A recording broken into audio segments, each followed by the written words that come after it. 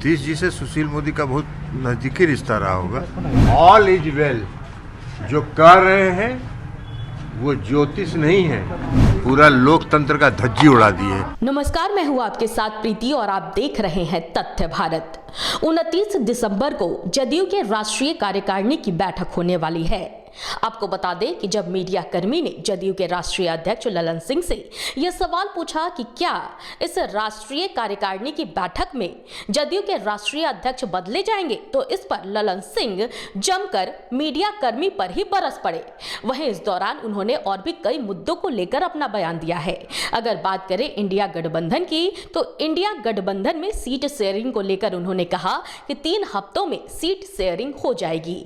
इसके साथ ही इंडिया गठबंधन में सब कुछ सही होने या ना होने को लेकर जब सवाल पूछा गया, तो उन्होंने साफ तौर पर कहा कि इंडिया गठबंधन में सब कुछ ऑल इज वेल है। मौके पर उन्होंने खड़गे को पीएम पद के लिए प्रस्तावित किए जाने पर भी उन्होंने अपना बयान दिया। उन्होंने मीडिया से कहा कि इस तरह की कोई बात नहीं है, अगर इस तरह की कोई बात होगी तो आप लोगों को जरूर ब्रीफ किया जाएगा।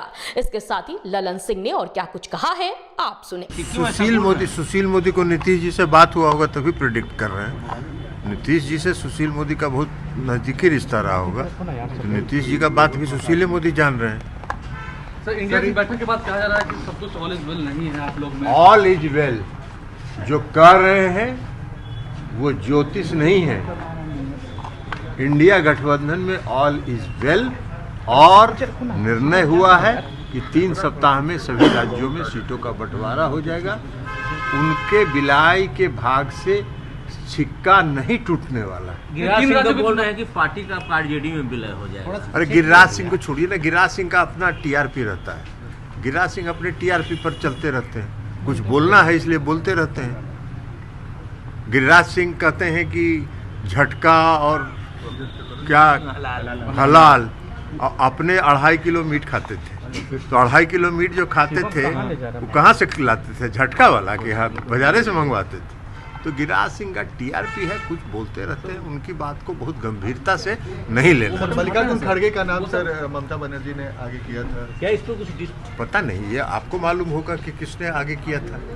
आपसे बात हुई होगी ममता बनर्जी को, हम लोग तो नहीं जानते, क्योंकि जो फैसला अगर होता तो आपको बताया जाता, तो ऐसा कुछ फैसला तो हुआ नहीं। तो अब ममता बनर्जी अगर स्पेशली आपसे बात की होंगी तो वो आपको बताएंगे। बीजेपी की कल दिल्ली में बैठक हुई, मोदी जी बोल रहे हैं कि इस बार 50% राज्यों में जो चुनाव नतीजे आए हैं वो कह रहे हैं कि जनता उनका मनोबल हाई है, इसीलिए ना लोकतंत्र की हत्या कर रहे हैं, पूरा लोकतंत्र का धज्जी उड़ा दिए।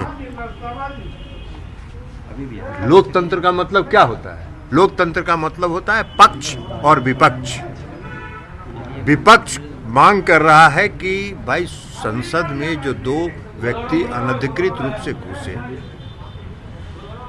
उसके बारे में देश के माननीय गृह मंत्री जी सदन में आके जवाब दें। देश के गृह मंत्री उसी सदन के सदस्य भी हैं। लोकतंत्र में सरकार सदन के और के प्रति उत्तरदायी होता है। उनको लोकसभा में आके बयान देने में थोड़ी शर्मिंदगी महसूस हुई होगी कि भाई हम इतना बड़ा आदमी है, लोकसभा में जाके कैसे बयान दें, इसलिए अहमदाबाद से बयान दे रहे थे। लेकिन लोकसभा में आना उनको गवारा नहीं है। और विपक्ष जब मांग करेगा तो विपक्ष के 150 सांसदों को बाहर निकाल दीजिए। यही लोकतंत्र है, यही लोकतंत्र की उनकी परिभाषा है। तो अब उनके लोकतंत्र की परिभाषा है तो क्या करिएगा? ये सब मन जो बढ़ा है उसी का न कारण है। लेकिन इस देश की जनता लोकतंत्र प्रेमी, इस देश की जनता लोकतंत्र में विश्वास करती है, तानाशाही में विश्वास नहीं करती है, और ये लोग तानाशाही रवैया अपना रहे हैं। पीएम बोल रहे हैं।